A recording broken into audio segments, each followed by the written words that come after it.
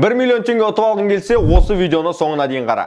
Жастар басқармасы ұсынады. Тәуелсіздік ұрпақтары гранттық конкурсы басталғанын сіздерге хабарлаймыз. Жобаның мақсаты белсенді шығармашыл жастар қауымдастығын қалыптастыруға бағытталған жастардың жаңа және қолданыстағы бастамаларына мемлекеттік қолдау көрсету. Конкурсқа Маңғыстау облысының 14 жастан 34 жасқа дейінгі азаматтары үміткер бола алады. Жаңа идеялар мен бастамаларды іске асыру үшін конкурстық негізінде ғылым, мәдениет, ақпараттық технологиялар, бизнес, медиа бағыттар бойынша 1 миллион теңгеден 25 грант берілетін болады. Конкурсқа қатысуға өтінім беру мерзімі 2024 жылдың 6 мен 16 қараша аралығы.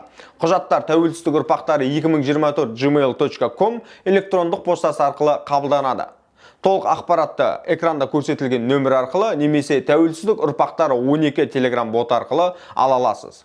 Мүмкіндікті жібермей арманыңды шындыққа айналдыр. Осы видеоға лайк басып, пікір жазып және достарыңызға жіберіңіз.